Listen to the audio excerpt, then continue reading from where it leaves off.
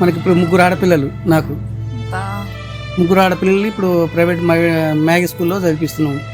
మధ్యతరగతి వాళ్ళం ఏంటంటే ఇటు అడుక్కోలేము, అటు రాయల్గా బతకలేము. నైట్ వచ్చేసారు దొంగలు, 2 గంటలకు 3 గంటలకు వచ్చేసారు, ఎత్తుకెళ్ళారు. చాలా వరకు అవి ఒక 50,000 మాల్ ఎక్కువ ఉంటుంది. ఇందులో ఫ్రాక్చర్ అయ్యి 8 రాడ్లు పడినాయి. ఈ పక్క షోల్డర్ ఇరిగింది, ఈ 4 ఎముకలు ఇరిగినాయి. ఈ వీడియో మెయిన్ థీమ్ ఏంటంటే కార్పొరేట్ ఆఫీసులు ఎప్పుడైనా బాగుపడతాయి, కాకపోతే ఇండివిజువల్గా ఇట్లా వర్క్ చేసుకునే వాళ్ళు కూడా వాళ్ళ లోపల కూడా ఎదుగుదల ఉండాలి, వాళ్ళు ఒక మంచి స్థాయికి రావాలి అని చెప్పేసి మా ఎండి గారు మెయిన్ థీమ్ అన్నమాట. మమ్మల్ని మీరు గుర్తించినందుకు మీకు చాలా వరకు ధన్యవాదాలు. ఎప్పటి నుంచో చూస్తున్నా ఇంత హానెస్ట్గా వర్క్ చేస్తుంటారు మీరు. మీ గురించి నేనే తెలుసుకోవాలనుకుంటున్నా, అండ్ నాతో పాటు మన ప్రేక్షకులు కూడా కొందరికి మీ గురించి తెలియాలి అనుకుంటున్నా. కాబట్టి ఈరోజు కొంచెం సేపు మనం మాట్లాడుకుందామండి. Okay sir. మీ పేరేంటి, మీరు ఎక్కడి నుంచి వచ్చారు, అసలు ఇంకొన్ని వివరాలు అన్నీ మీ గురించి నేను సేకరించాలనుకుంటున్నా. ఫస్ట్ మీ పేరు ఏంది, మీరు ఎవరు, ఎక్కడి నుంచి వచ్చారు చెప్పండి. నాది చిలుముల్ల మల్లేశం, వరంగల్ డిస్టిక్. నేను 96లో 10th ముగిసింది. 10th అయిపోయిన తర్వాత ఊర్లో ఖాళీగా తిరగకుంటే ఏం చేసినట్టే ఏదో సరదాగా పనికాని వచ్చినాం. అప్పుడప్పుడు వచ్చి మన దసరా మూమెంట్లలో పని చేసుకుంటూ మళ్ళీ ఊరికి వెళ్ళేది, అప్పుడప్పుడు సిటీ మొత్తం తిరిగేది, మళ్ళీ వెళ్ళేది. అదేవిధంగా ఈ పని ఒకటి అలవాటు అయిపోయింది. అలవాటు అయిపోయిన తర్వాత క్రమం నుండి ఒక 2000లో మేము సెంటరింగ్ పనులకు కంటిన్యూ చేయడం జరిగింది. తర్వాత సెంటరింగ్ పని కంటిన్యూ చేసుకుంటూ మళ్ళీ మధ్యలో మనం ఊరికెళ్ళి వచ్చిన తర్వాత ఒకసారి దీని మీద ఒకటి మెటల్ కాంట్రాక్ట్ కాకుండా లేబర్ కాంట్రాక్టర్ అని దాంతో స్టార్ట్ చేసినాం. లేబర్ కాంట్రాక్ట్ స్టార్ట్ చేసి దాంతో కంటిన్యూ చేసుకుంటూ మనం ఇప్పుడు హైదరాబాద్కి వచ్చి ఇంచుమించు 26 సంవత్సరాలు అవుతుంది. 26 సంవత్సరాలు అయితే 26 సంవత్సరాలు అంటే కంటిన్యూగా అనేది ఇదే పని చేస్తున్నాం. పని చేసుకుంటే ఇప్పుడైతే జాక్ సెంటరింగ్ కానీ, మెటల్ కాంట్రాక్ట్లు కానీ, ఊపర్ పని, టాప్ పని, ఆ సివిల్ కన్స్ట్రక్షన్ మొత్తం ఆల్ 1 వరకు చేపించగలుగుతాం. ఇప్పుడు 10th క్లాస్ అంటే నార్మల్ అయిపోయింది, బట్ అప్పుడు 10th క్లాస్ అంటే అది పెద్ద మ్యాటరే. మరి అప్పుడు 10th క్లాస్ చదివి మీరు అక్కడి వరకు అంటే వేరే ఏమైనా వర్క్ చూసుకోకుండా ఈ ఫీల్డ్లోకి రావాలని ఎట్లా అనిపించింది మీకు? అదే సరదాగా మేము వచ్చినాం కదా, సిటీకి వచ్చినాం తిరగడం. అప్పుడు ఏంటంటే ఈ ఫీల్డ్లో ఏ జాబ్కి వెళ్ళినా ఫస్ట్ ఎలక్ట్రీషియన్ బైబుల్స్లో చేసినాను సికింద్రాబాద్లో. అక్కడ ఎలక్ట్రీషియన్లో చాలా తక్కువ ఇచ్చారు, రెంట్ కట్టుకోలేకపోయాము. ఈ ఎలక్ట్రీషియన్లో మళ్ళీ స్లాబ్లలో పైప్ వేయడం జరిగింది. పైప్ వేయడం నుండి జరిగేసి ఆ పని మానేసి ఈ సెంటరింగ్ వల్ల అలవాటు పడిన తర్వాత వాళ్ళతో మేము ఈ యొక్క కూలి పని అనేది అలవాటు చేసుకున్నాం. అలవాటు చేసుకుని కంటిన్యూ ఈ పని మొదలు పెట్టుకోవాల్సి వచ్చింది. మీ ఫ్యామిలీ అంతా ఎక్కడ ఉంటారు? ఇక్కడ ఫ్యామిలీ మొత్తం బాలాజీ నగర్, ఈసీఎల్ బాలాజీ నగర్, జవహర్ నగర్ కిందకి వస్తుంది. అంటే స్టార్టింగ్లో 2005లో, ఇది 2002లో, 2001లో అప్పుడు మనం కూలి చేసాం. కూలి పని చేసి 2007 నుండి ఓన్ వర్క్ మొదలు పెట్టాను. అప్పుడు ఓన్ వర్క్ ఏంటి, నా ఫస్ట్ వర్క్ ఏంటి, నాగోల్లో ఎన్విరెంట్ టవర్స్ అనేది, అది ఇట్లా 300 ఫీట్ పొడవు, 100 ఫీట్ వెడల్పు తోటి అట్లా 2 బ్లాక్లు చేసాం. అది 2009లో కాదండి 2007లో స్టార్ట్ చేసినాం. అది కంప్లీట్ అయిన తర్వాత బంజారాల షాపులో చేసినాం. బంజారాల షాపులో కూడా చాలా రోజులు చేసినాం. మరి మీకు ఫస్ట్ టైం అంటే ఊరు వదిలేసి హైదరాబాద్కి వచ్చినప్పుడు ఏ వర్క్ దొరకక ఏం ఇబ్బంది అనిపించలేదా? ఇబ్బందులు పడినాం. కొన్ని సైట్ల కింద ఉన్నాం, కొన్ని రెంట్ తీసుకొని ఉన్నాం. అప్పుడప్పుడు ఇబ్బందిగా అనిపించినప్పుడు ఏంటంటే మనకు అప్పుడు మ్యారేజ్ అనేది లేదు కాబట్టి బ్యాచిలర్ ఉన్నాం కాబట్టి సరదాగా వచ్చేది, తిరిగేది, 1-2 రోజులు ఎవరైనా పనులు అక్కడికి వెళ్ళి చేసుకునేది, వెళ్ళిపోయేది.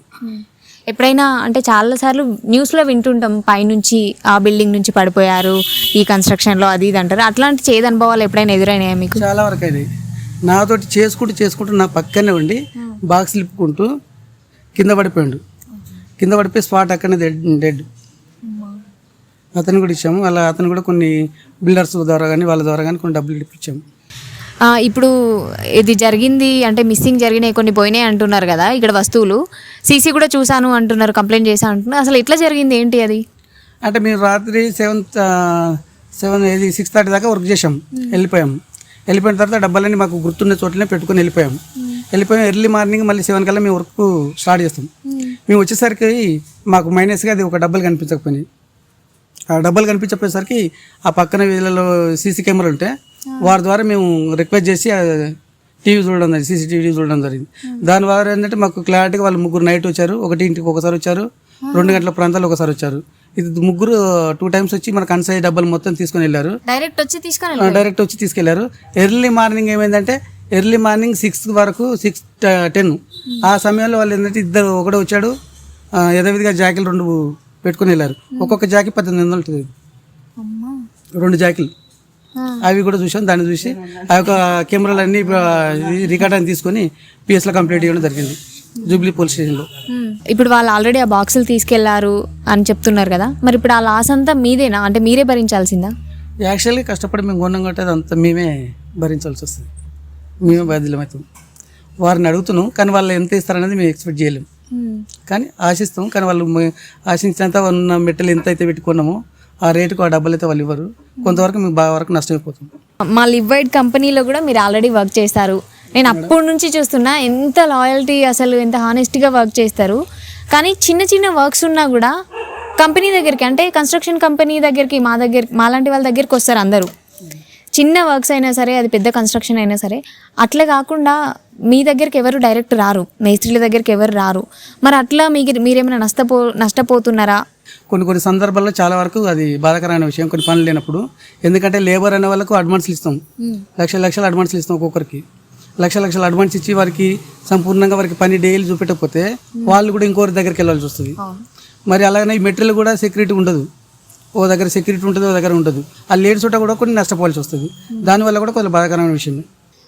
సో ఇది అన్నమాట, ప్రేక్షకులు అందరూ చూస్తున్నారు కదా. మనం కూడా ఏదైనా వర్క్ ఉంది అంటే మంచి కంపెనీ ఎక్కడుంది అక్కడికి వెళ్ళి చూద్దాంలే, రేటింగ్ చూసుకొని వెళ్తాం. కానీ అట్లా కాదు.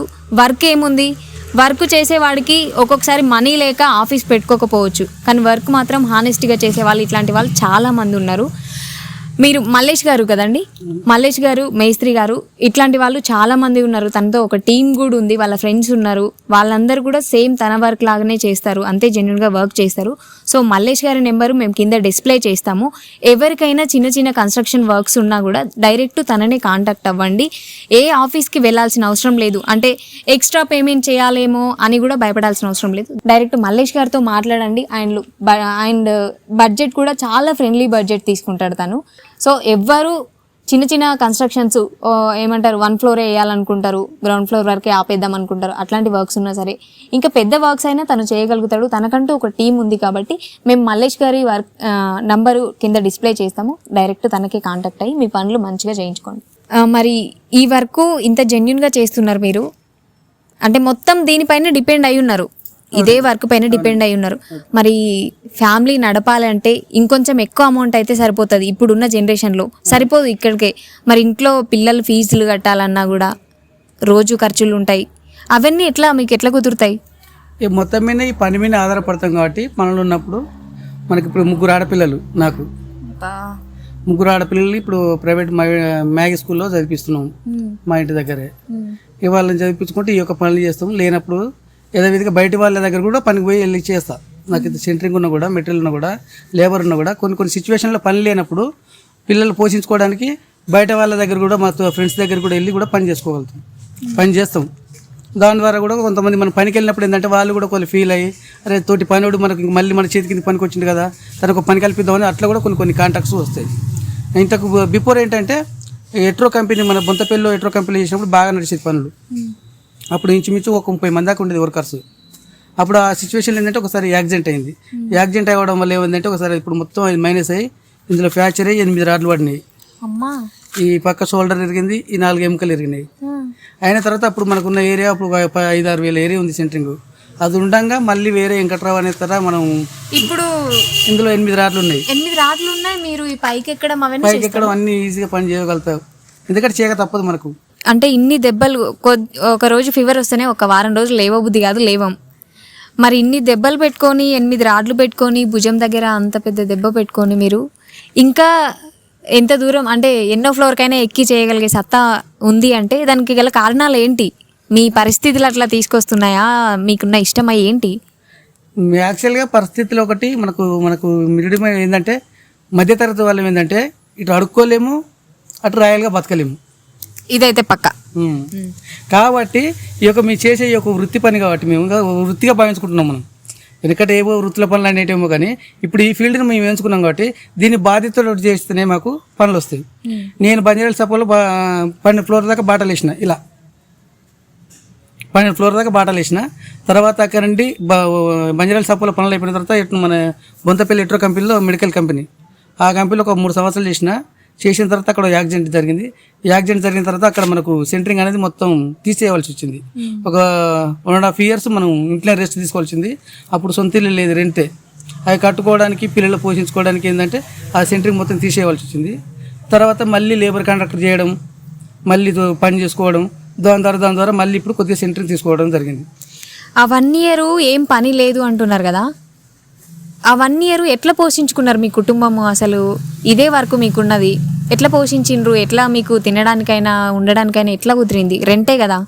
ఆ రెంట్ అప్పుడు ఏంటంటే మనకు అప్పుడు కొన్ని ఒక 5,000 ఏరియాస్ ఎస్ఎఫ్ట్ ఉండే. ఆ సెంటరింగ్ అనేది యాక్సిడెంట్ తర్వాత అది కొంతమంది దొంగలు ఎత్తుకెళ్లారు. మిషన్లు పోయినాయి, డాగలు పోయినాయి, సామాన్లు మేము వాడుకున్న వస్తువులు అన్నీ పోయినాయి. మిషన్లు ఉంటే మిషన్ పోయినాయి. తర్వాత ఏమైందంటే మధ్యలో అది పక్క సెంటరింగ్లు చేస్తారు కదా, వాళ్ళకి ఒక ఖరీదుకు తక్కువ రేటుకి ఇచ్చేవాడడం జరిగింది. దాంతో మనం ఇంట్లో గడుపుకోవడం, ఇళ్ళు గడుపుకోవడం, రెంట్లు కట్టుకోవడం జరిగింది. 3 అమ్మాయిలే. అమ్మాయిలు అంటే చాలా ఖర్చులు ఉంటాయి. నేను అమ్మాయి, నాకు తెలుసు. మరి 3 అమ్మాయిలను ప్రైవేట్ స్కూల్లో చదివిపిస్తున్నారు మేస్త్రి అంటే అది ఏమంటారు, చాలా పెద్ద విషయం. మీకు ఎట్లా పాసిబుల్ అవుతుంది మీకు? అంటే శ్రమిస్తాం. ఒక ఓన్లీ అమావాస్య రోజు తప్ప, సండే తప్ప మిగతా 6 దినాలు కంటిన్యూ మేము హార్డ్ వర్క్ చేస్తాం. నా దగ్గర పని ఉన్నా లేకున్నా ఇతరుల కాడికి పనికి వెళ్ళినా కానీ కుటుంబాన్ని పోషించుకోవడానికి మాత్రం నిరంతరం కష్టపడుతూనే ఉంటాం. సో ఇదన్నమాట. ఒక్కొక్కరి సిచ్యువేషన్ ఒక్కొక్క అలా ఉంటుంది. లైఫ్ ఎట్లా తీసుకెళ్ళినా అంటే టైం హీల్స్ ఎవ్రీథింగ్ అంటారు. రేపు బాగుంటుందేమో అని ఈరోజు కృషి చేస్తూనే ఉంటారు. దానికి మించిన బాధ్యతలు కుటుంబాన్ని పోషించుకోవాలని, ఎంత కష్టమైనా సరే, ఎన్ని బాధలు ఉన్నా సరే దాన్ని అధిగమించి వర్క్ చేసి ఆ కుటుంబాన్ని పోషించుకోవాలి అనేవాళ్ళు, ఇట్లాంటి వాళ్ళు చాలామంది ఉన్నారు. ఇప్పుడు మాది వీవైడ్ కంపెనీ ఉంది. మా కంపెనీ నుంచి డైరెక్ట్ మాకే అంటే మమ్మల్ని కాంటాక్ట్ అవుతారు. నేను అక్కడ ఉండి వర్క్ చేసుకోవచ్చు. కానీ కాదు, మనతో పాటు మన దగ్గర వర్క్ చేసే వాళ్ళకు కూడా ఎంతో కొంత ఎదుగుదల ఉండాలి, వాళ్ళ ఫ్యామిలీస్ కూడా ఇంకా ఎదగాలి, మంచిగా ఉండాలని ఆ థాట్తో మేము డైరెక్ట్ వాళ్ళనే కాంటాక్ట్ అయ్యేలాగా చేస్తున్నాం అనమాట. మల్లేష్ గారు, ఒకసారి మీ నెంబర్ చెప్పండి. వాళ్ళు డైరెక్ట్ ఏం కన్స్ట్రక్షన్ ఉన్నా కూడా మిమ్మల్ని కాంటాక్ట్ అయ్యేలాగా ఉంటారు. సో ఒకసారి నెంబర్ చెప్పండి. మా నెంబర్ వచ్చేసి 9963 77 3001. ఇంకో నెంబర్ అండి 9063 000 981. మలేష్ గారి నెంబర్ కూడా ఇక్కడ డిస్ప్లే చేస్తాము. ఎవరు ఏ వర్క్స్ ఉన్నా చెప్పండి. అండ్ మీ దగ్గర ఏ కంపెనీ అయినా సరే, కన్స్ట్రక్షన్ వర్క్ ఉన్నా సరే, ఏ వర్క్స్ అయినా సరే, మన దగ్గర ఉన్న వాళ్ళకి డైరెక్ట్ మన దగ్గరికి వచ్చి మనం ఇంత తీసుకొని వాళ్ళకి పోయేలాగా కాకుండా డైరెక్ట్ వాళ్ళని కాంటాక్ట్ అయ్యేలాగా చూడండి మీరు కూడా. ఈ వీడియో మెయిన్ థీమ్ ఏంటంటే కార్పొరేట్ ఆఫీసులు ఎప్పుడైనా బాగుపడతాయి, కాకపోతే ఇండివిజువల్గా ఇట్లా వర్క్ చేసుకునే వాళ్ళు కూడా వాళ్ళ లోపల కూడా ఎదుగుదల ఉండాలి, వాళ్ళు ఒక మంచి స్థాయికి రావాలి అని చెప్పేసి మా ఎండి గారి మెయిన్ థీమ్ అన్నమాట. సో మా ఎండి గారి మాట ప్రకారం మేము ఈ వీడియో మీ అందరి ముందుకు తీసుకొస్తున్నాం. మీకు ఎలా అనిపిస్తుంది అంకుల్? ఇప్పుడు మిమ్మల్ని ప్రేక్షకులు అందరి ముందుకు తీసుకుపోతున్నాయి. ఇప్పుడు మీకు డైరెక్ట్ కాంటాక్ట్స్ వస్తాయి. మమ్మల్ని మీరు గుర్తించినందుకు మీకు చాలా వరకు ధన్యవాదాలు. ఎందుకంటే మాలాంటి వాళ్ళు ఇంకా నాకంటే ఇంకా కింది స్థాయి వాళ్ళు, నాలాగా మిడిల్ వాళ్ళు చాలామంది ఉన్నారు. మమ్మల్ని అందరినీ గుర్తించి మాకు ఇలా ముందు తీసుకెళ్తే పనులు వస్తే మేము మా పిల్లలతోటి సంతోషకరంగా ఉంటామని మీకు తెలియజేస్తున్నాం. Thank you.